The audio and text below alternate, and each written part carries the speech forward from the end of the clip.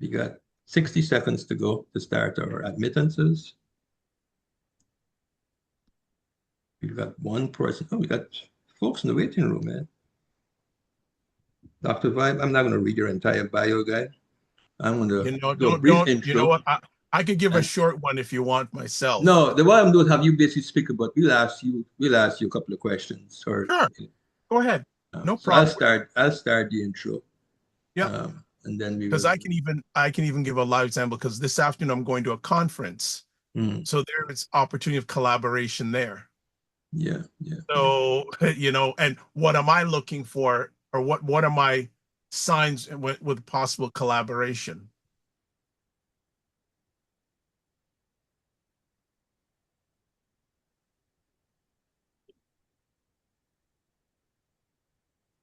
So basically, I'll read what is on the screen in front of us, Fine. and then I will have. Okay, we ready to go, guys. Oops, where's everybody?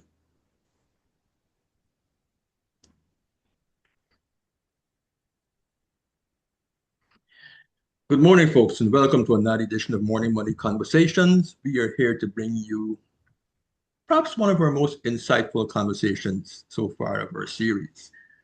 This one speaks about collaboration, whether it's commonality versus convenience. Um, Today we have with us our guest host, Dr. Vibe from the Dr. Vibe Show. Many of you may know this individual. He's been a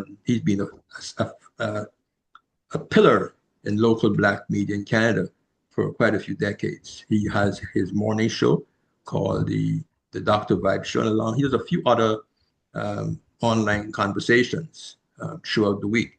He also is a partner with Dove Men's Care, where they do conversations and reach out to fathers.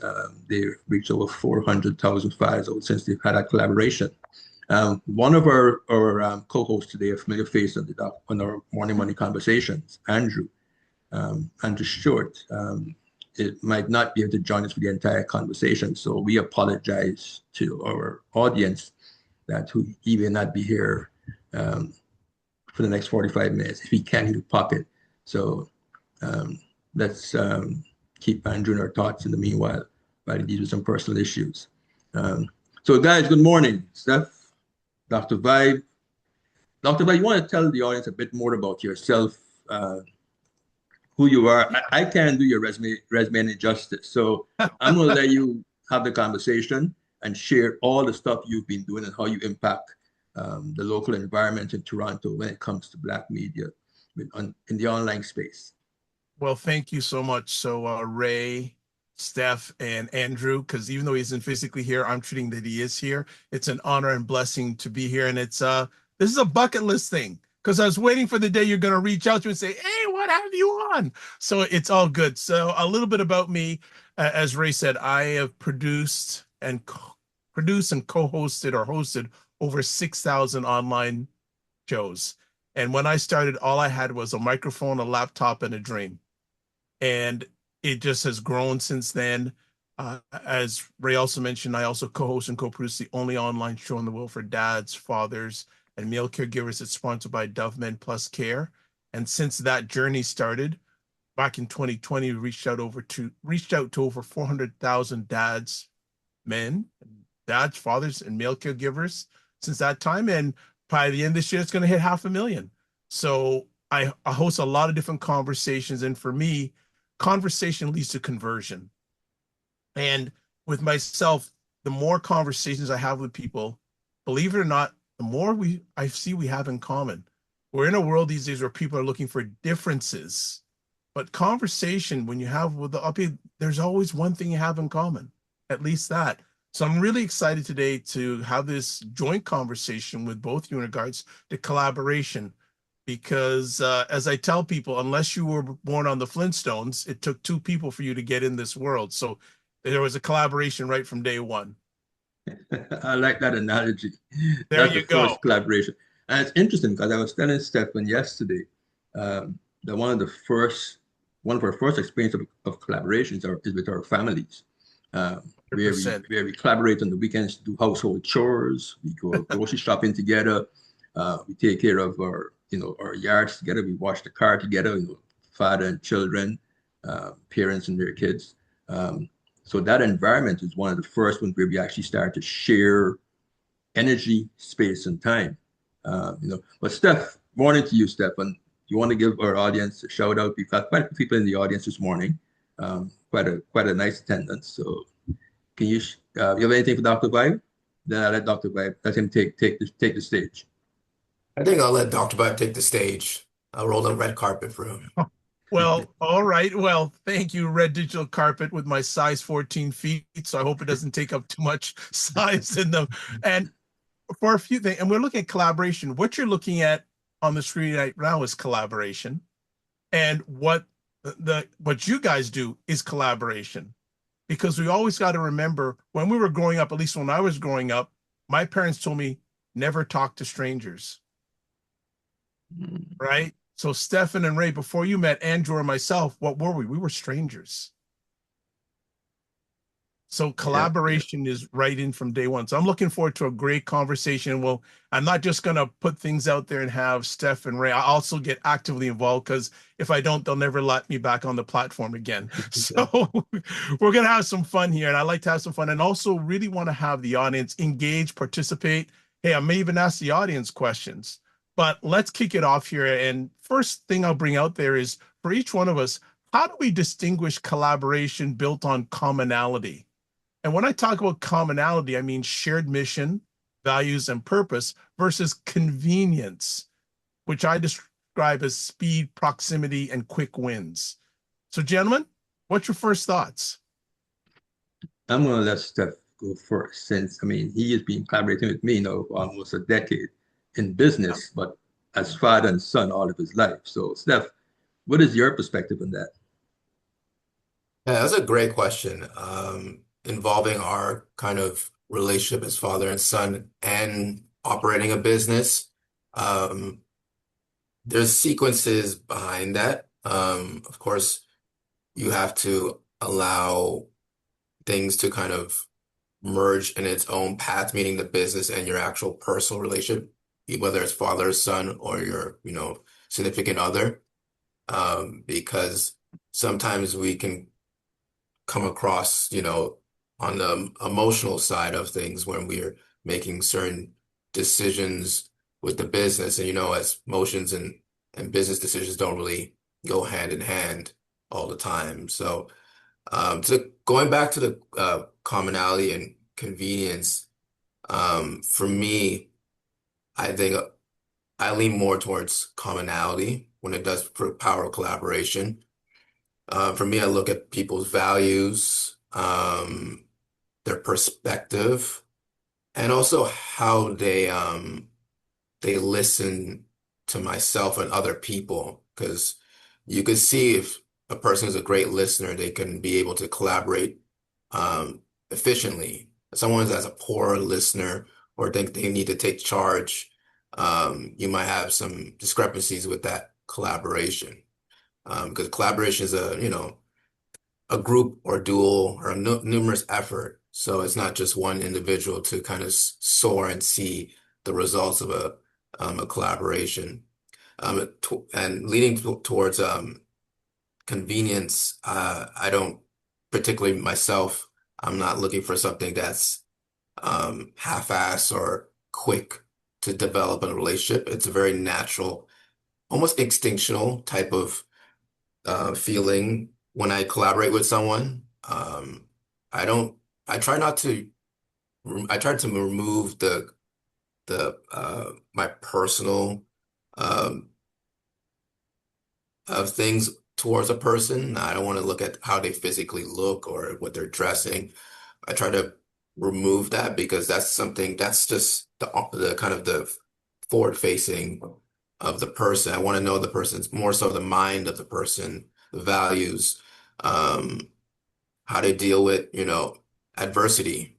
Because, what we do in the mortgage world in real estate, you're going to deal with adversity. So for me, I want to see how you take on that adversity. So that's my few cents on that. Ray?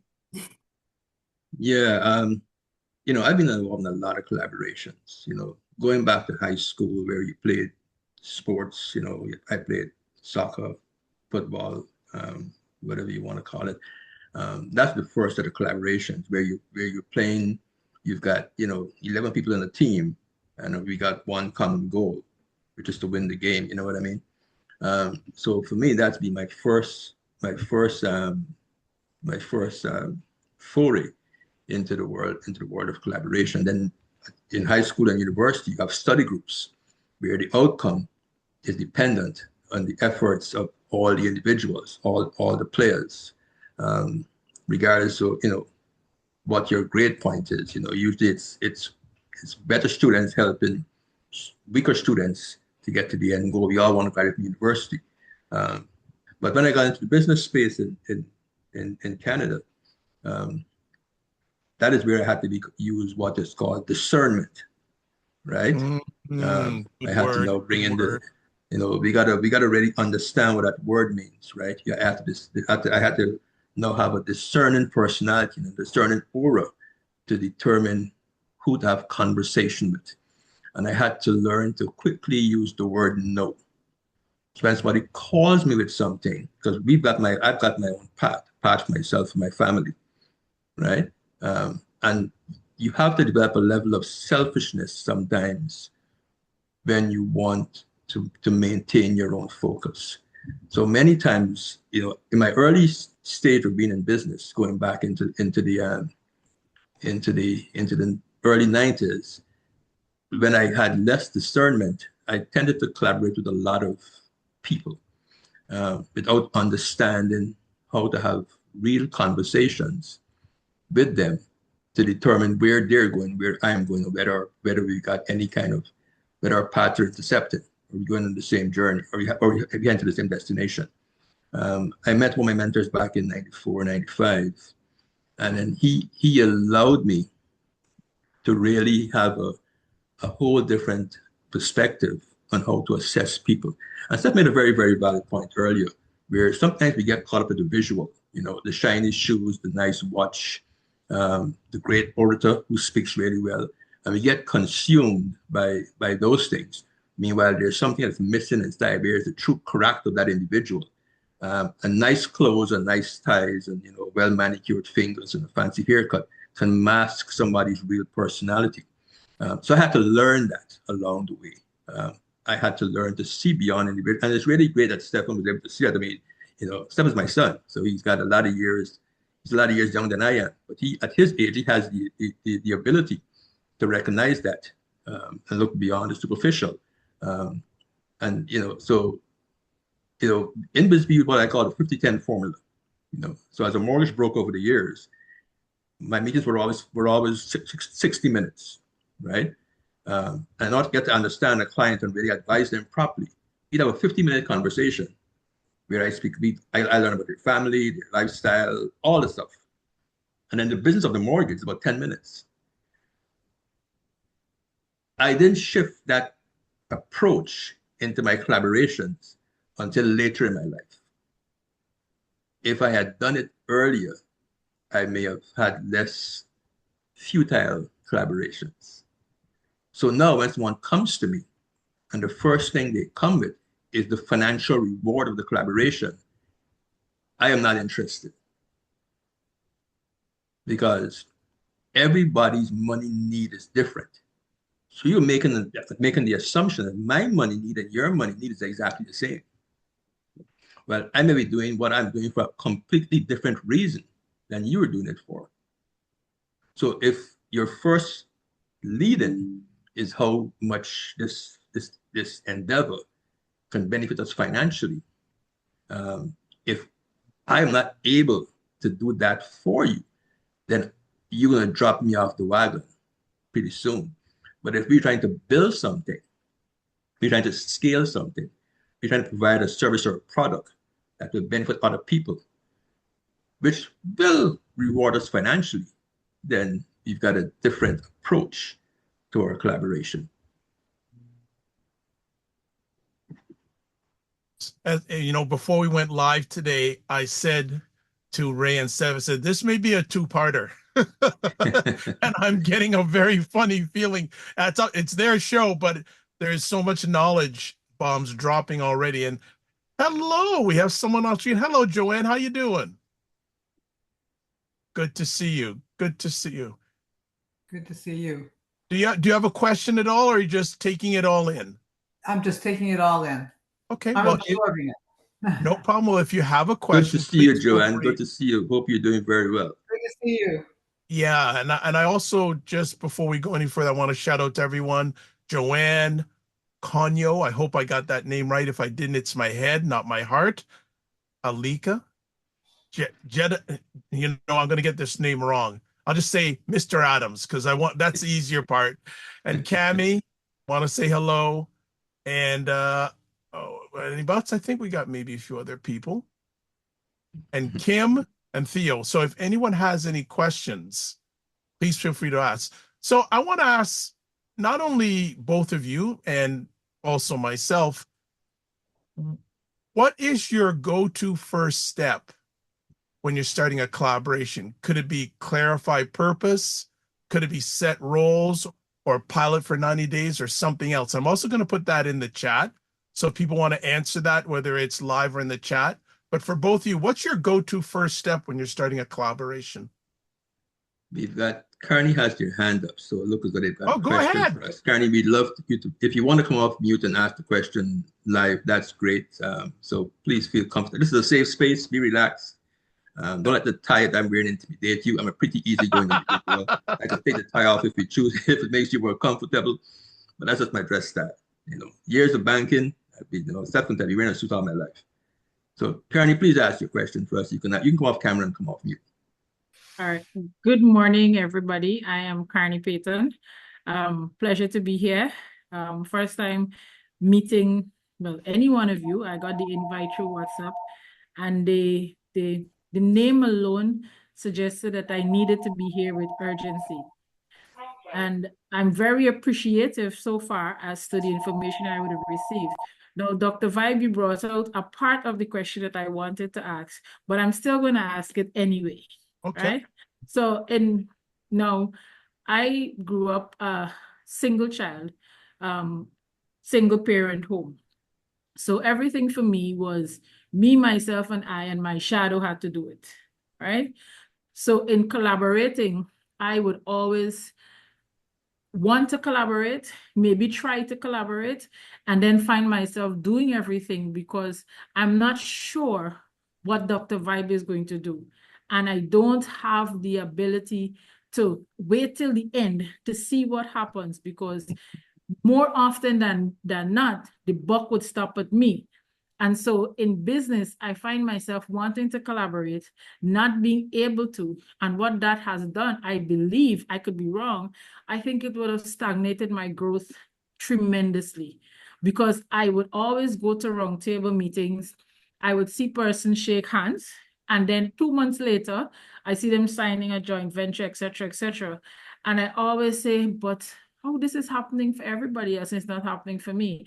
And it's not that I am not in the room when opportunities are given, but I just don't know how. And that's why I said Dr. Vibe brought out a very integral part of the question as well too, that, he would say if it's you do it for 6 months. And I never thought of that if I needed to do it for a short term to see what would happen. I'm always just so nervous. So if somebody could help me out with, like, how do we actually go about collaborating? Because all the other collaborations, like Mr. Macmillan would have said, I think, or Dr. Vi from birth, I really had no choice there. They just made me, But now I'm here. How do I go about collaborating to grow? I don't know. I need help with that. That is my question. How do I know that I'm in the right safe space or the right area? How do I know that? Thank you. You're welcome. And I'm all the way from Guyana, just there, in case you're wondering. There goes the I'm rest of from the Guyana. 27 minutes of our conversation today. Yeah. Gentlemen, Dr. Vibe, you want to take it? Dr. Vibe, Steph, you guys want to answer that one? I got my own opinion in that one, but let me hear you guys' opinion first. Your guys' perspective. I let Dr. Vibe take lead and I'll follow. Oh, here we go. Put it on me. All right. So you know what? Great question. And thank you for asking that question. One of the things we have to realize when we're doing collaborations, you're taking a risk. as I said, you're taking risk. You're putting yourself out there to someone a lot of times you haven't met. For me, and I could go another 20 minutes on this, but I'm going to go short and sweet on this. I think, first of all, if you want to collaborate with someone, depends. You could start maybe online, watch how they behave, how they carry themselves, and then you may want to get into a meeting with them. And I practice, especially the first time I meet someone, the 80-20 rule. And what's that? They do 80% of the talking. I only do 20% of the talking. I listen to them. And then as we move on, I want to make sure that their actions collaborate or align with their words for what I want. And for me, when I go into collaborations at this time, and when I was younger, it was all about me, but now it has to be, I have to win, they have to win. And if there's usually another party, like the audience has to win. If that's not equal, I'm not doing it. So I'll just keep it short there. I know that Steph and Ray can jump in on it too. Yeah, before I jump in, I see a comment from Joanne. Collaboration is essential to conducting business or Yes. simply developing a relationship. However, I find that it has become more difficult to collaborate with people, either for a lack of time or reluctance for people to engage and share knowledge, information, and resources. Can Yeah, I jump in quickly yeah, on of that? course. Today, we are in a knowledge sharing economy. So if people don't want to share their knowledge, that's a red flag to me. That is a huge red flag to me. Well, people say, well, I don't want to share this. I don't want to share that. Someone may take it. Look, every idea you have, there's at least 2 or 3 other people in the world that have it. It's who brings it to market first. That's so true. So I just want to jump in there. Sorry about that, but I had to just. Of course, no, A lot of feel people free. come through that. Oh, I don't want to share. If they don't want to share, red flag. That's just me. No, I totally agree. To Carney, and hopefully I pronounced your name right, shout out to Guyana. But to what you were saying earlier, I would have to kind of piggyback what Dr. Vibe said. It's with going to collaboration is like entering a new relationship, whether it's, romantically or it's the part of unknown. You don't know the person at all. So it's uncomfortable in initial stages. And it requires a little bit of somewhat giving some to yourself when you feel that kind of comfortability. But sometimes our comfortability and our kind of takes away the possibility of connecting with someone. So if you have that type of reluctancy, it takes time to kind of gradually develop that type of natural feeling with people. Because not everyone is comfortable around people. For myself, I kind of become a chameleon. Naturally, I'm not a person that just socialize with people. There's always have to be something that connects with me, whether it's music, um, things that kind of surrounds my universe, right? Family and so forth. Once you have that, again, commonality, it's easier to connect. But I think once we remove that kind of hesitation and comfortability around us, you'll see sometimes the collaboration can take heed to itself organically. So what Kearney said that caught my attention, and let me say to do this conversation about commonality versus convenience. One of the first things that I thought about is how do people who grew up as only children, as an only child, how do they come out of that vacuum and learn to partner with people, whether it's playing sports, whether it's belonging to study groups, and then eventually evolving into business associations, whether it's formal and informal. And Carney made it very, very. I'm pretty sure she said she's an only child. I am not. I'm one of 4 siblings. I'm the eldest. So from day one, I had a lot of responsibility looking after my younger siblings. And then with a family environment, you've got 5, 6 people in the home. Husband, wife, and children. You've gotta be able to connect with each other in order to make the household run effectively. Today what we see many times is a lot of household dysfunction with and that dysfunction transfers into almost everything we do. But currently, I'm very, very introverted. It may not look that way to you guys watching this conversation, but I mean, Dr. Biden knows I'm very quiet. So for me, it's finding common interests. I'm a big soccer fan. My team is Liverpool. I support the English national team. I love watching soccer. My other interest is music. I listen to a wide cross section of music, almost any genre, right? I also have an artistic touch. I do photography, but more importantly, my family is very important to me. You know, extended and immediate. So when I meet someone, you know, I try to get a sense of their family dynamic because that tells you all about an individual. And you meet people and they've got sibling issues, right? You've got the same mother, probably the same dad, but you don't speak to your brother. So if you don't speak to your siblings, then I am very, very reluctant to deal with you. I'm gonna quote a phrase from a movie that really stuck with me. It's a movie called A Few Good Men. I'm a big Jack Nicholson fan. And when they were in the testimony in the courtroom, one of the soldiers made a statement: unit, core, God, family. Now, we can put that in many different variations, but what he was saying in simple terms is that you've got to work with your unit. So the first unit is your family.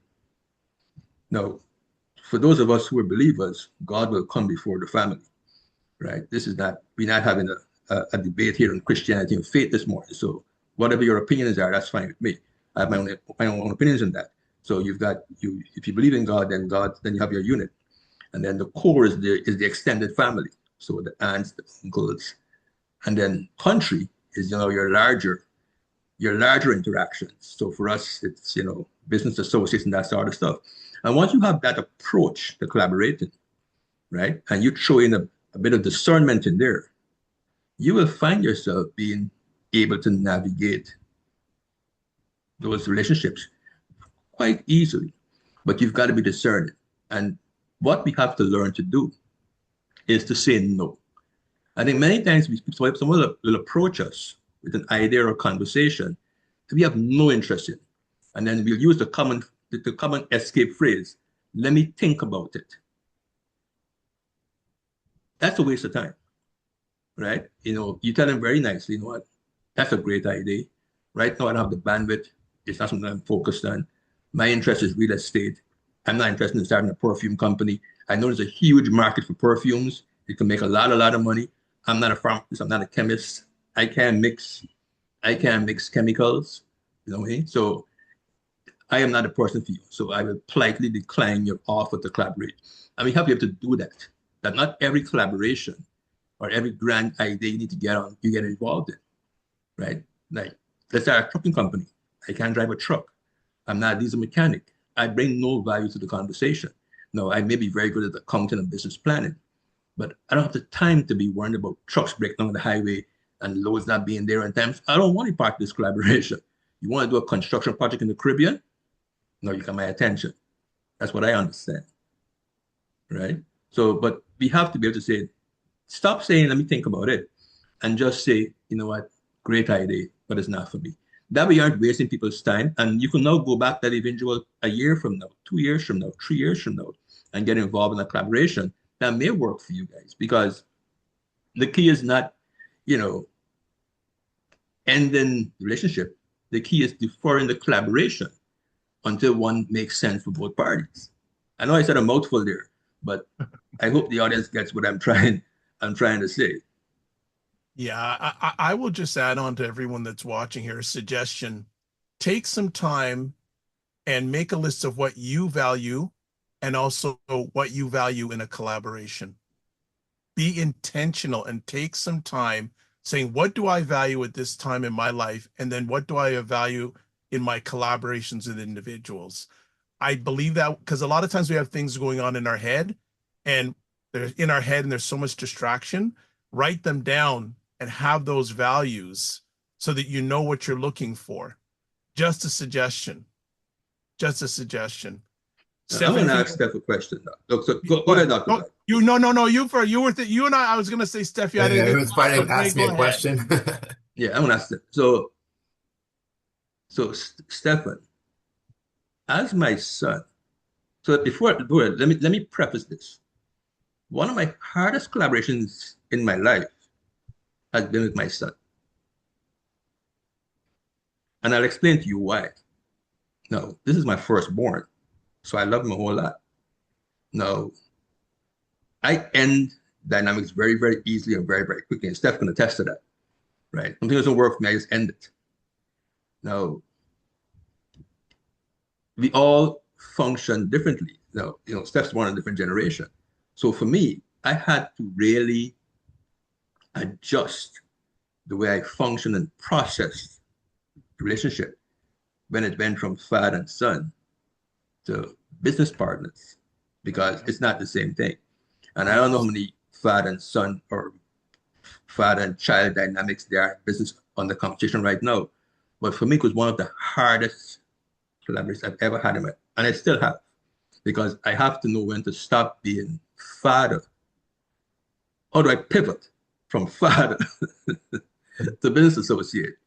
So my question to Steph is, having worked with me now as your dad for almost a decade, it's a two-part question. Which do you prefer? The father-son dynamic or the business partner dynamic? Or do you prefer both?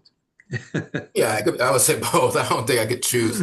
I think, like, again, I was saying earlier in our conversation, I think maybe some people may have missed it. I feel like those things have just merged naturally, the father son to the business partners. I think they align together. Not saying it worked for everybody, like everyone's relationship with their father or their parents is different than you and I, because we have some core values that we share the same, and also interests. So, like, whether it's music, arts, movies, like that keeps it grounded and centered. But when it comes to the business, it kind of naturally subsides to that where it doesn't get muddled. I think for us, it just naturally just coexist. That's a great question, because for me, I never seen it kind of like waver each side, or it gets conflicted, like I'm not speaking for myself. I'm not sure about you, but I don't have a confliction when I have to say something. I think it's we kind of set the presidency early that we could speak very freely if something we maybe look at this differently, or maybe kind of rework this, or maybe look at this differently. And there's never like we're both males, right? So there's never a dynamic like, I'm the oldest or I'm the father. Let's do it my way. It's always like you always ask my opinion or my thoughts on it, and vice versa. So I think, like, for both of us, we may have to like we have to readjust the way we are to work cohesively. But there was never a moment where we had an argument or disagreement, or getting no, I'm not disagreeing. We never had like something that went, kind of escalated, right? So you could disagree with people, but it's the way you handle it as well. And we don't handle it emotionally, and we don't tie into, because we've seen father and son business come in together in the office, and you can see the dynamic waves more to the father, especially you're talking about Caribbean or African families. It's just the way that structure is. But for us, we don't have that structure, and I think it plays effectively in our part. Yeah. So for me, that collaboration with Stefan was one that allowed me. So within the last 10 years, I have been able to better collaborate, if that makes sense, because I understand our dynamic, and that's where the commonality comes in. Like Steph mentioned, that we share a lot in common. Well, I mean, he's my son, so he grew up around me. So his interest in music, his interest in sports, like we got the same, we watch the same sports, we have the same kind of interest in music. He's also very creative. But for me, I came into the relationship knowing that, let's put in perspective. We didn't have access to Wi-Fi and the internet until 1992. I'm born in 1964. So I've lived almost half my life with access to the internet. He's born in 1993. 92, sorry. Oh, I took a year off your life. My apologies. Right? Okay. So he grew up on the computer with the internet. So I recognize that in order for us to me to grow, I'm almost borderline geriatric. I needed someone like Stefan next to me. So the collaboration made a lot of sense. I mean, there's a young man in the call here, and you know, he's very, very quiet. You know, Jedediah. Jedediah is based in Guyana. Young man, very sharp. He's a law student. And I go to Guyana frequently. But one people I interact with when I go to Guyana is Jedediah. Why? He's 20-something years old. He sees life in Guyana through a different lens. He's not jaded like older Guyanese people. So I prefer to interact with him and interact with people who are my age, because they've seen all sorts of permutations in Guyana that have jaded the way they think. So I was faster collaborate with a young man like Jedediah than somebody who's my age in Guyana. Right? So I think when we look at collaborations, we got to look at, okay, yes, you're comfortable dealing with somebody who's like yourself, but also you might want to come out of your comfort zone and listen to a perspective that is so far removed from your reality. And, you know, like Steph knows, like I play around with Canva, I play around with AI, I do a lot of stuff that people my age, they call us boomers, don't normally do. And I'm constantly looking how to start a new venture, right? With different people at different stages of their journey and, you know, bring stuff into the conversation. But guys, audience, we got 10 minutes after this conversation. It's a very good conversation. The time goes fast when you're having fun. We'd love to get your comments. Do not hesitate to just come off the mic, make your comments. You know, we don't want it to be like a panel discussion where two of us talking. We want you guys to share your collaborations or your reluctance to collaborate, so we can, you know, get some ideas and perspectives from everybody. Yeah, I'll piggyback on to what you've just said, Ray. And I love working with young people. I love it because they have the energy and insights on things I have no idea with. And I always want to make sure that when I'm working with young people, I say, how can I help you? Right? So I work a lot of times with interns, and a lot of them are video and audio editors. And I say, hey, you know what? Anything that you work on, I'm going to make sure you're in the credits. They're going, really? Like, really? I said, well, you worked on it. You deserve to get accredited for it. Oh, definitely. You know, and it tells me a lot of the world that they're growing up in, saying they don't feel valued. So a collaboration for me, both parties or whatever, they got to feel valued. And something that I said to Steph and Ray before I came on, that when you're doing a collaboration, you want to have a get to attitude instead of I've got to do it. When collaborations are great, like as I told them this morning, I get to do this. This is exciting. That enhances the energy I'm going to bring. That also enhances that I'm here to not only to receive, but to give. So when you're in a good collaboration, you want to give. You don't want to just be give me. Because that person say, you know what? Every time they're just asking some, what are you available to provide? So my collaborations, when I go in, I'm always asking the other persons or parties, one of the questions I ask, what keeps you up at night? Yeah. Right? What keeps you up at night? Now, if I can't solve it directly, hey, I know someone that can help you with this. Yeah, Kunya has a very good comment here. So that's important. And she's talking about coming out of our comfort zone. Comfort zone, yeah. We remain in echo chambers. It requires skills to collaborate outside of your sphere of experience, but opens up a wider world of opportunity. And that is so true. I was in the show yesterday. There's a lot of these podcasts where everybody's out talking. And Steve Harvey was on the show. And love him or hate him, you've got to recognize that he's been very, very successful in what he's done in his journey. If you measure success by dollars and cents, okay. And one of the things he said that really struck with me, he says, the only man who wants to see another man more successful than him It's is his his father. father. Yes, I heard And that. when I heard that, I, I, that is true. Because every time Stefan and I have a conversation, or Darren and I have, or even Alika and I have a conversation, my my my my focus is always you guys need to go further than I did. I'm going to share with you the good, the bad, the ugly, all my mistakes and stumbling, so that you're better. And Steph's going to test that every time we speak. I give him ideas how to continue building this brand, going to, and I assist as much as I can.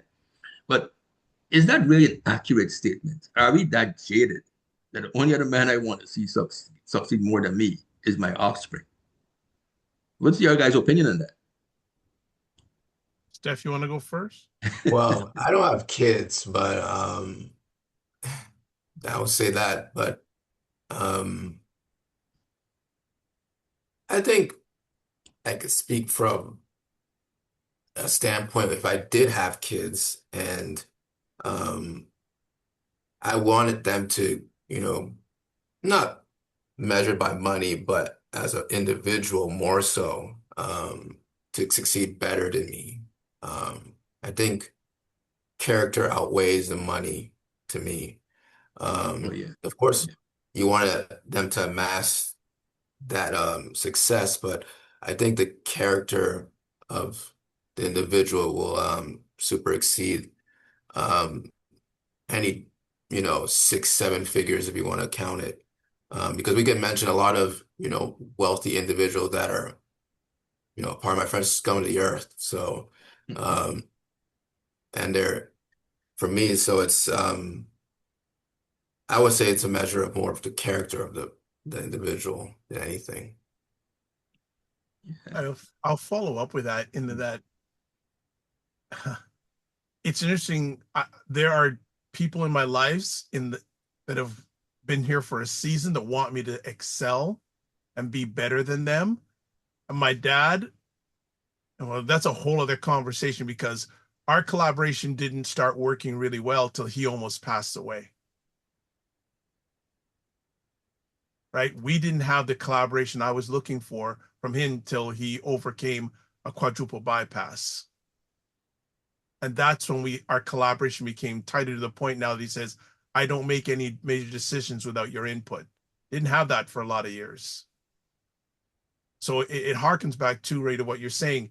The family collaboration is so important. The closest collaborations I have outside of the corporate ones, but even then with the corporate ones, I will say to people, you know what? This collaboration is going to work out. How's it going to improve what you're doing? So I always want to find out what else is going on outside. They all have jobs and all that, but when someone is able to open up and share more than what they do and start saying who they are, that means that's a collaboration that's worth my while. Interesting you mentioned this, Ray. We're having a conversation the other day with a collaboration partner, and we're mentioning soccer. And this guy went for 15 minutes talking how much he was a soccer fan. And we've had this collaboration, our team has had this collaboration with him for 2 years. And this was something we never knew before, which is a whole new layer of the relationship. And he started talking about World Cup and all those things. That's a good collaboration. yeah, yeah. We have two comments here. One says, "Powerful words. They're sad but true. Everyone likes to hear about excellence until you're the one achieving excellence." Yeah, that's something we have to learn to deal with, learn to applaud people's success and not be worried about it. My take on that is that if we're all struggling, we can't help each other. So, I mean, hopefully those who achieve success in whatever they're doing will come back and help each other. And that help is also time. A lot of times people mistake help just for monetary help. And then there's another comment here. It's a measure of the character. A person has to put aside ego and be prepared to understand the power of community. Now, it's 2 minutes to 10. We stop at 11, sorry. You just stop at 11 o'clock. I I know know. Dr. Vibe and Steph have got some more comments to make. And I've got a question. I've got a question for the audience and my two colleagues here. But I know that we've got a comment we want to make, so let him make his comment. So if you guys don't mind, you're probably going to go till about 10 past 10. I think this is a very, very important conversation. I don't want to cut it off halfway through. But I got a question I want to ask, and I want the audience's opinion on this question. Go ahead, Vibe. Um, no, I think, okay, you talked about character. I just looked up a quote by a gentleman named Bill Belichick, who's won more Super Bowls than any other NFL coach. And he said this one of his great quotes. He said, talent sets the floor, character sets the ceiling. Mhm. And that is so true. So I've got a comment I want to bring up. So in collaboration, you have, let's say between 2 or 3 people, Yeah. everybody brings something to the table. Hopefully, that's the intention you collaborate. So if you're building a business, there's the person who has the idea, and then they'll approach somebody else who can help. One thing you find a lot is that if you have the financial resources, when someone approaches you with a collaboration, right, and they want you to financially invest in their collaboration, but you have no interest in that process or that journey, but you want to maintain this friendship. Because what you find a lot of times is that sometimes people may be counting your money on your behalf. They're always spending your money. They say, okay, I've got this friend who's got some money. I've got this idea. And the idea is not worth anything unless you have a plan how to execute it. Ideas are a dime a dozen. I get a million of them every single day. I mean, Steph can tell you, my ideas, I mean, my brain is popping ideas at, fast and the speed of light, right? So if you've got the dollars, somebody got the idea, and they come to you, how do you determine what your financial investment should be in that collaboration? Or even if you should invest in the collaboration. And if you don't want to, but you think the friendship hinges on you being involved financially in the collaboration, are you prepared to lose the friendship? And this is for the audience also, because I know many of us probably been approached by people who've got great ideas but no money. Yeah, that's a great scenario because I have encountered those type of scenarios before. And if the friendship is gonna falter for someone, if you're not gonna potentially invest in their venture and it falters, then I think you should reevaluate that friendship, to be honest with you. Now, I think we need to learn when someone says no, it's not personal. And also for the other side, you give a further explanation because you can't just say just a flat out no. I think we need to go beyond the no. So the Yeah. person on the other side understands where we're coming from. Maybe it could be the timing, or you personally make a suggestion on one of the proposal, like maybe this might hinder the actual growth of the business or there's many ways you can go about and explaining that to the person, um, where you most likely, if you come across that way, you might actually maintain a stronger relationship because now the person understands that even though you have this friendship, you can come up forthright and honest and transparent, even at a business proposal that they have, and maintain that friendship. And that's kind of the layers of collaboration. That's a good question because you're going to have friends that have, you know, these bright ideas and off the cuff that it's not going to fly anywhere, but you have to kind of break it down to them gently, that they may have to reevaluate it. Or not like just tell them like maybe just best to stick to your 9 to 5, but also maybe help them, coach them to reevaluate their ideas or proposal that they have so they can go about with other people um, to get that seed money. Yeah, I piggyback on a lot what Steph has said. For me, whether it's a friend or not, when they come with the idea, my first question back to them is, how much have you invested into this?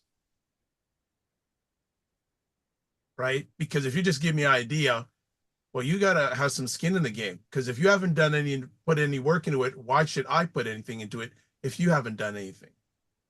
So that's first. Second of all, And it comes back to the reoccurring theme of business relationship, personal relationship. And if someone presents something that I know and all that, say, you know what? I love this idea. For me, it's not the right time, and I'll give the reasons. And if they cannot accept that, I will say, you know what? No problem. Actually, a real life story happened a number of years ago. I was collaborating with a gentleman. We had a proposal to a major corporation in Canada. What he thought we should ask for and what I thought asked for differed greatly. And I said, you know what? I don't think I'm comfortable with this, and we went our separate ways. And I said that I just on a business. So I say, look, if you still want to stay friends, great. But you know what? And like you guys love your music, and I know Ray will know this song. There's an old song by the Police saying, if you love somebody, set them free. So if business was easy, everyone would be successful at it. So there are going to be some moments that are going to be tough, or you may want to say in those conversations right straight up, hey, I just want to say that whatever I say about this, I hope it doesn't affect our relationship. If it does, I'm willing to let it go. But another thing too in the collaborations is if it's not working out, how much work are you willing to put into it to try to revive it? That's another thing you have to have a conversation with yourself. How much is that collaboration value to you? So in order to avoid situations like that, I always say people get wide, because if it isn't working out, okay, you have another thing to go to. Don't put all your eggs in one basket. Just a thought. Yeah, we got two comments from the audience about that whole money and collaboration. Joanne says, ideas and financial resources often collide. And that is so true. I agree with Steph. A true friendship should never be contingent on financial support, but sharing alternative directions and resources. Yeah. As is helpful. It's important to be supportive, and that is not always financial support. And then Wendy says, good response, Dr. White. Ask questions that allow the person to seriously consider their own investment projected returns. That will force them to draft a business plan. Yeah, that's true.